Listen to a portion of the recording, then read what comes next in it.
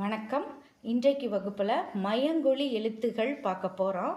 உச்சரிக்கும் போது ஒரே ஓசையை தரக்கூடிய மயக்கும் ஒலியை உடைய எழுத்துக்கள் மயங்கொலி எழுத்துக்கள் எனப்படும். தமிழில் மயங்கொலி எழுத்துக்கள் 8: ந, ந, ந, ல, ல, ல, ர, ர. உச்சரிக்கும் போது ஒரே ஓசையை தரக்கூடிய சொற்கள் மயங்கொலி சொற்கள் ஆகும். எடுத்துக்காட்டு பாருங்க. மனம், மனம், அறம், அறம், வாழ், வாழ், வாழ். இவைகளெல்லாம் மயங்கொலி சொற்கள். இன்றைக்கு வகுப்புல இவைகளைத்தான் நாம தெரிஞ்சுக்க போறோம். தமிழ்ல எழுத்துக்கள்ல 3 நகர எழுத்துக்கள் இருக்கிறது நமக்கு தெரியும். எதை எங்க போடணும்னு நமக்கு தெரியாது. அதனால எழுத்து பிழை நமக்கு வரும். இந்த 3 நகர மெய்களுமே மெல்லினத்தை சேர்ந்தவை. வல்லின மெய்களுக்கு பக்கத்துல வரும். 3மே மெல்லினம், வல்லினத்திற்கு பக்கத்தில் இருக்கும். இதை இன எழுத்துக்கள் அப்படின்னு நாம் சொல்லுவோம். ஏன்னா வல்லினத்தோடு மட்டும்தான் இந்த மெல்லின எழுத்துக்கள் பக்கத்தில் வரும். இந்த மெய்யெழுத்து வரிசை பாருங்க. க, ங, ச, ஞ, ட, ந, த, ந, ப, ம, ய, ர, ல, வ, ல, ல, ர, ந.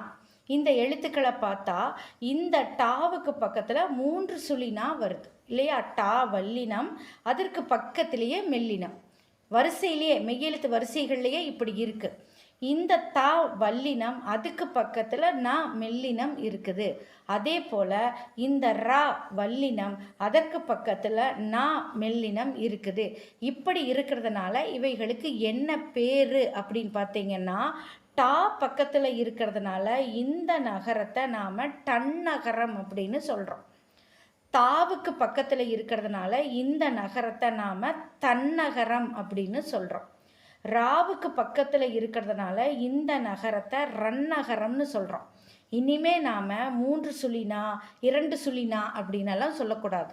இந்த 3 சுழினா டாவின் பக்கத்திலேயே வர்றதுனால இதை டன்னகரம்னு உச்சரிக்கணும். தாவுக்கு பக்கத்தில் வர்றதுனால இதை நாம் தன்னகரம்னு உச்சரிக்கணும். நாவுக்கு பக்கத்தினால வர்றதுல இதை நாம் ரன்னகரம்னு உச்சரிக்கணும். இப்படி நாம் முதல்ல உச்சரிக்க பழகிக்கணும். அடுத்ததா டன்னகரம், ரன்னகரம், தன்னகரம். இந்த உச்சரிப்பு முறை அவை எங்கு பிறக்குது அப்படின்னு இந்த படங்கள் மூலமாக நாம் தெரிஞ்சுக்கலாம். முதல்ல டன்னகரம். நாவின் நுனி மேல்வாய் அன்னத்தின் நடுப்பகுதியை தொடுவதால் நகரம் பிறக்கிறது, அதாவது டன்னகரம் பிறக்கிறது.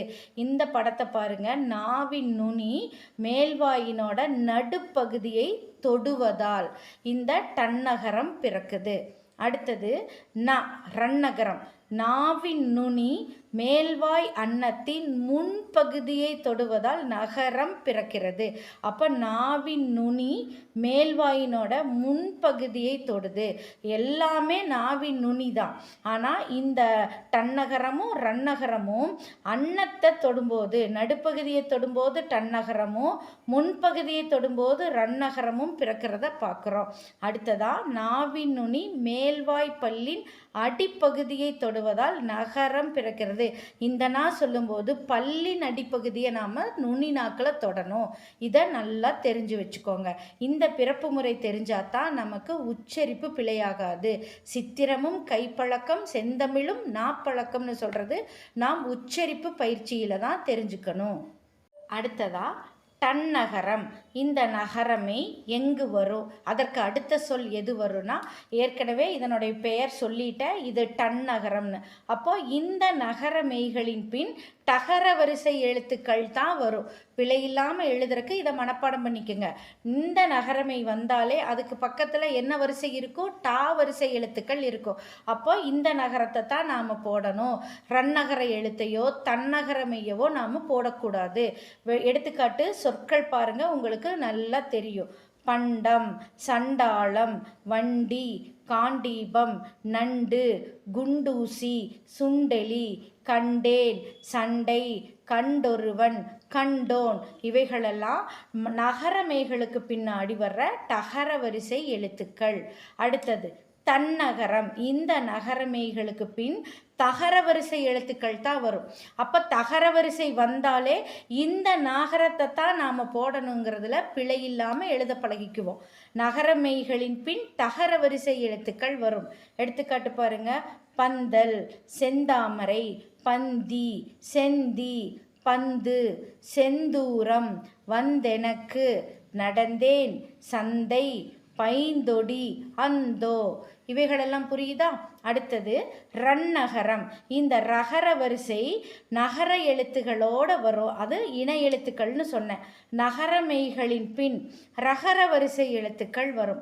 இந்த 2 சுழினான் நம்ம சொல்லக்கூடாது. இதை ரன்னகரம்னு சொல்லணும். இதற்கு பின்னாடி வல்லின ரகரம் தான் வரும். மெல்லின ரகரத்தை போடக்கூடாது. எடுத்துக்காட்டு பாருங்க. தென்றல், வென்றான், நன்றி, சென்றீர்கள், கன்று, குன்றூர், நன்றென, ஒன்றே, கொன்றை, அன்றொரு, ஒன்றோடு. இப்படி ரகர வரிசை எழுத்துக்கள் வரும். இந்த முறை தெரிஞ்சு வைத்திருந்தோம்னா நமக்கு எழுத்துப்பிழை வராது. கவனிங்க. நகர நகர நகர பயிற்சியை பார்க்கலாம். உங்களுக்கு மிக எளிமையாக புரியும். சொந்தம். ஏன் இந்த இடத்துல இங்கே தன்னகர நகரம் போட்டிருக்கன்னா தகர வரிசை எழுத்து இருக்குது, தா வரிசை எழுத்து இருக்குது. அதனால் இந்த தன்னகர நாவைத்தான் இங்கே போடணும். அடுத்தது நன்று, ரு ரகர வரிசை எழுத்து. அப்போ ரன்னகர மெய்யை நாம் போடணும். அடுத்தது பாண்டவர், டகர வரிசை. அதனால் டன்னகர மெய்யை போடணும். அடுத்தது முந்தைய, தை தகர வரிசை எழுத்து. அதனால் தன்னகர மெய்யை எழுதணும். சண்டை, அப்போ டகர வரிசை எழுத்து. அதனால் டன்னகர மெய்யை எழுதணும். வென்றான், இந்த இடத்துல இன் ரன்னகரம் வந்ததுனால ரன்னகர மெய்யை எழுதணும். அடுத்தது தின்று, ரு ரகர வரிசை. அதனால் ரன்னகர மெய்யத்தான் இந்த இடத்துல போடணும். அடுத்தது வண்டு, இது டகர வரிசை வருது.